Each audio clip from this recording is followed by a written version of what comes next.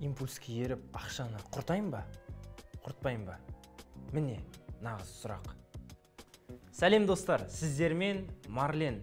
Неге адамдар кейде импульске еріп ақшаны жұмсайды? Және оны қалай тоқтатуға болады? Бүгінгі видеоның тақырыбы дәл осы.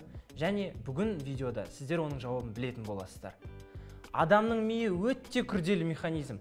Қай ғалым болсын, психолог болсын сұраңыз, дәл осылай сізге жауап береді. Тіпті кейде адам енді тапқан ақшасын дүкен аралап жүріп, жұмсап жіберуі мүмкін.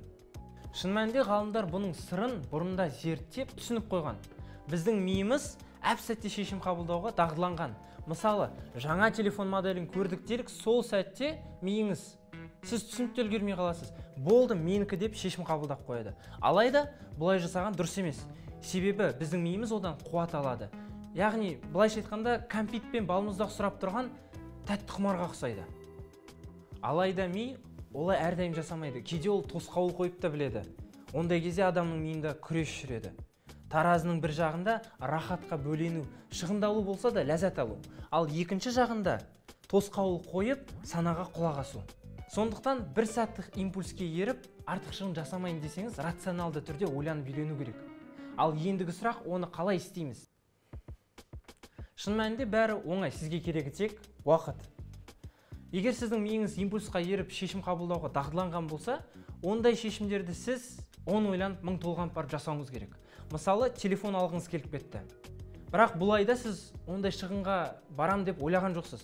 Демек, бұл шешімді 10 ойланып 1000 толғанып барып қабылдауыңыз қажет.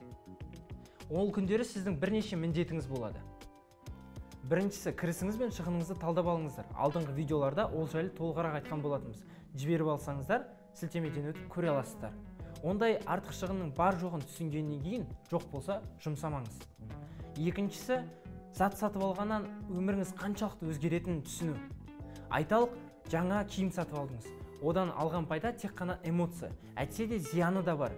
Себебі өзіңізге де, келешегіңізге де пайдасы көбірек болатын затқа жұмсай алар едіңіз. Үшіншісі, қашан не сатып алатыныңызды алдын ала жоспарлап жазып жүріңіздер. Дәл қазір отырып, тізім құрастырып, жазып тастаңыз. Мысалы, қаңтар айында жаңа телефон, сәуірде отбасымен шетелге қыдыру, тамызда ипотекаға бастапқы жарна салу, желтоқсанда жаңа жылдық сыйлықтар. Әрбір бұл тізімге кірмеген шығынды назар аудармай өтіп кете беріңіз. Сонымен өзіңіз де түсінген шығарсыздар. Бұның бәрі қаржы сауаты, шығынды талдау және жоспарлауға барып тіреледі. Ал өзіңіз соңғы рет импульсқа еріп, қандай зат сатып алған едіңіз? Пікірлеріңізбен комментарийде бөлісіп кетіңіз. Ал бүгінге осы сіздермен болған Марлен. Арнамызға тіркеліп, лайк пен қоңырауды басуды ұмытып кетпеңіздер. Сау, сәлематта болыңыздар.